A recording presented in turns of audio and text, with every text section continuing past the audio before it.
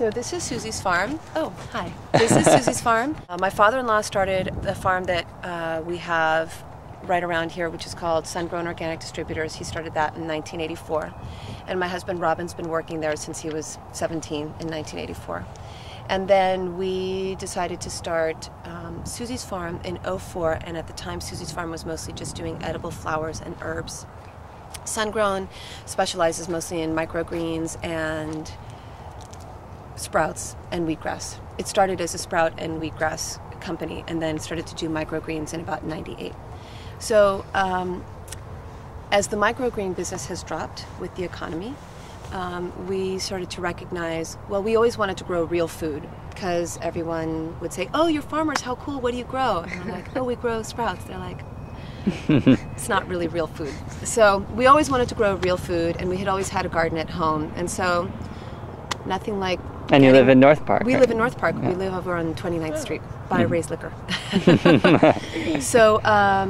So we acquired the property just south of Sun-Grown, which is just a little quarter-mile away. That was 13 acres down there. And then the gentleman who was farming this, he had a couple of bad years in a row, and his wife told him, no more farming for you. So he has like 200 acres, and he wanted us to take 100 of them. And at first we were like, yes! And then we're like, no, that's crazy. So we took 40, which is what this parcel is right here. This is Navy property, actually. And so they are dedicating it to agriculture because they had a crash here in '76.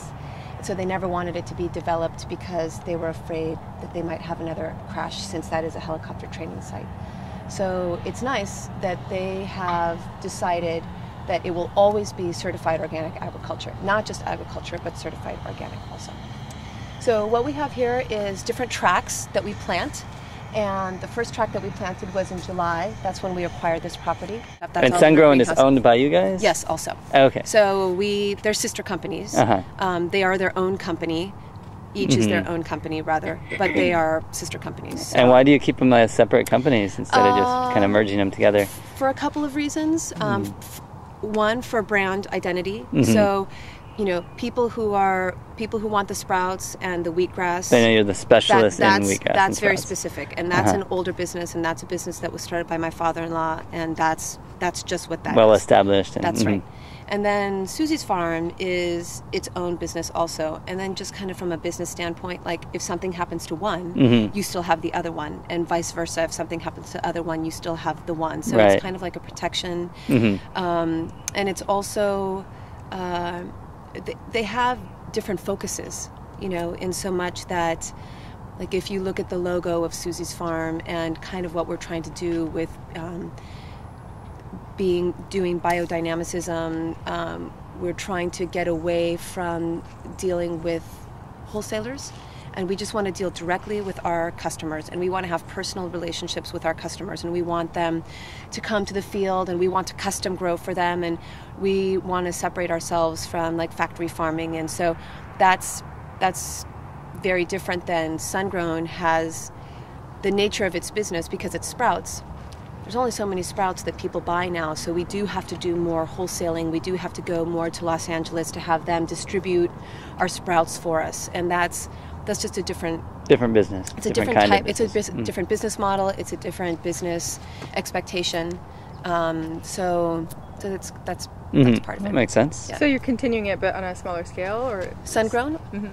Well, the economy has determined how we are going to how that business is running now.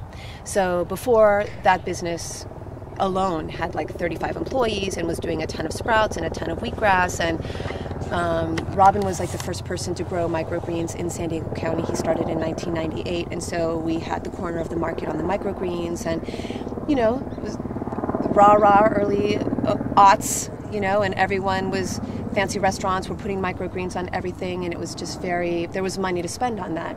Now when I go to restaurants and I show them the Suzie's Farm samples, and then I also mention that we have this company that does microgreens, most restaurants are telling me, I don't want to spend $12 on a 4-ounce case of micros. I want to spend $12 on veg. You know, like that's going to put something on the plate. That's a value to my customers. That's a value to me as a chef and my bottom line. You know, $12 of fancy garnish versus $12 worth of kale. It's a is a sizable difference on everyone's bottom line.